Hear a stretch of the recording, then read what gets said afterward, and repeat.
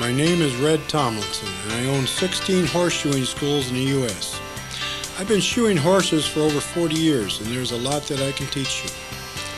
Horseshoeing is a respected profession and a lucrative one. Did you know the average income for a blacksmith is between $50,000 and $100,000 a year? An added perk to this profession is the freedom to work for yourself and also work outside in the fresh air every day. Here we are, show the students working at one of our favorite locations, beautiful Wyoming. Students actually work on live horses 4 days out of 5. Besides all types of shoeing, I also teach various ways to restrain horses, or in this case, a mule.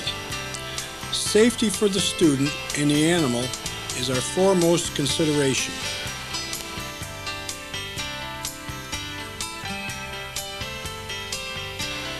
The next school we will visit will be in Indiana, where many of our horses are actually on Amish farms. The gas forge shown in this video I invented and patented in 1967. There are more than 4 million gas forges being used in the world today. Here my students are learning to hot shoe the horses, an old-fashioned method of shoeing that is still popular today. The next one of my schools we will visit is the South Dakota school. This segment shows the trimming of the hoof, where getting the hoof level is extremely important. A level hoof is imperative to a good shoeing job. Next comes the fitting of the shoe. If you measure the widest part of the trimmed hoof, your fitting will be much easier. After nailing the shoe on, make sure there's expansion at the heels. Students will shoe or trim 50 to 100 horses during the 4 weeks. We get a look at a finished product. Notice all the nails in a row and a clean finished foot to look at. I operate 7 schools on the East Coast. A favorite among my students is the Vermont School. During the summer, the weather in Vermont is a comfortable 70 to 80 degrees, which is perfect for shoeing horses. Here we do many summer camp horses and rodeo horses. Here's a finished foot ready for a horseshoe. We make sure the foot is cleaned up. The hoof gauge is a tool that should be used by all blacksmiths. Horses' hoofs should be at 50 degrees in front and 55 degrees behind for the animal to be balanced properly. We teach all students to use a hoof gauge. The next portion is about our teeth floating class. It is fast becoming a popular class. A horse's teeth should be worked on at least once a year, or better yet, every 6 months. This class can be taken in conjunction with the shoeing class.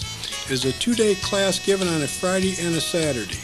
Here the instructor lectures on the different kinds of teeth as well as many different problems horses' teeth have. Next, the teacher shows how to clean the teeth and the proper way to pull them. The school provides a list of dental tools with several different tooth extractors.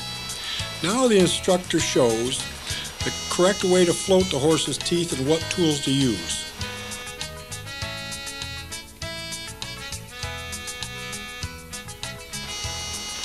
Cattle trimming is a 1-day class. It is a hands-on class where the students will trim a herd of milk cattle. Many people are taking this class because there is a great demand for it and it is quite lucrative. Among the things you learn in the cattle trimming class is how to use a hydraulic tilt table without injuring yourself or the cattle. You also learn the many problems cows can have with their hoofs.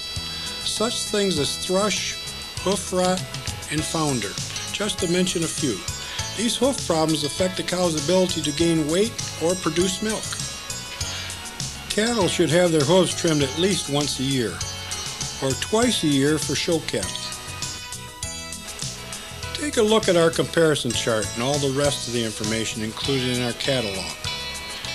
Make us your first choice.